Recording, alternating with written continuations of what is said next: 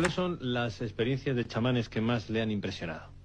A mí lo que más me ha asombrado de todo el estudio que he hecho de los chamanes de México es que estos personajes extraordinarios funcionan o parecen funcionar en una realidad que no tiene pasos intermedios, en donde no hay proceso. Por ejemplo, Pachita es uno de los casos más asombrosos que yo pude atestiguar.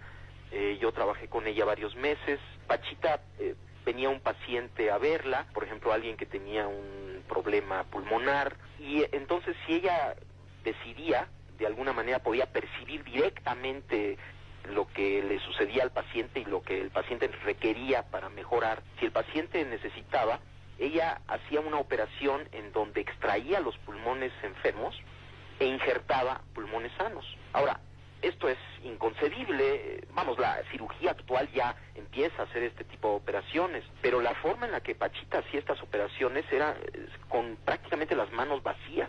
El único instrumento que utilizaba era un cuchillo de monte, muy burdo, muy grande, y además las operaciones eran realizadas en minutos. Era casi instantáneo lo que se hacía. Y yo cada vez que veía esto, me asombraba cada vez más de la inexistencia de pasos intermedios. Pachita sacaba el pulmón enfermo, injertaba el otro pulmón y listo. De alguna manera todo quedaba arreglado, como si no hubiera necesidad de una serie de procesos que normalmente uno supone que deben de ocurrir para la interconexión de los órganos injertados.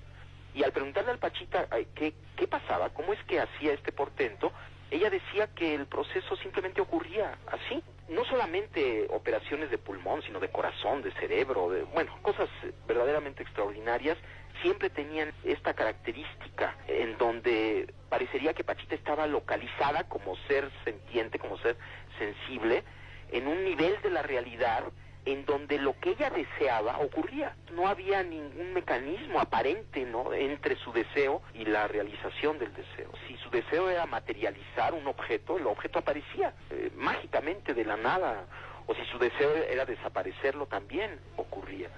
Esto era lo más asombroso. Y a mí, a lo que me ha llevado después de muchos años de reflexión, este portento, ¿no?, que hacía Pachita, y bueno, otras cosas que han hecho otros chamanes, que sería muy largo de platicar. Esto lo he publicado en México en 7 volúmenes que se llaman Los Chamanes de México.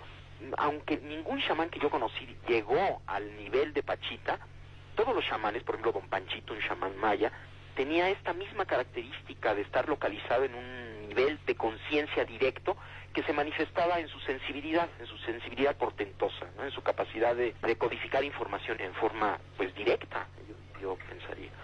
Ahora, yo he tratado de explicar esto en muchas formas y la verdad es que no he tenido mucho éxito, y lo último que he pensado, que le voy a platicar, es lo que más se acerca, de acuerdo con mis ideas, a un posible entendimiento de lo que sucedía.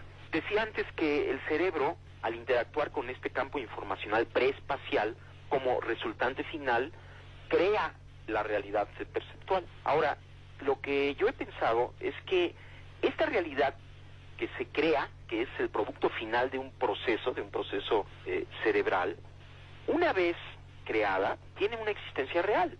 Lo que estamos viendo, los colores, las formas, existen en este nivel que estoy mencionando. Son al mismo tiempo un producto final de un procesamiento, pero ya que está esto, tienen existencia real, pero existen como conciencia, no existen como materia, sino existen como conciencia. De acuerdo con esta idea, Pachita estaba localizada en esta conciencia directamente, ya en la creación, ya no había proceso, y las leyes de esta conciencia que llamamos mundo, que llamamos objetos, que en realidad es pura conciencia, de alguna manera ella las manejaba, y en este nivel no hay pasos intermedios, puesto que todo es conciencia, puesto que aún los objetos que percibimos son esta resultante final, son parte de la conciencia.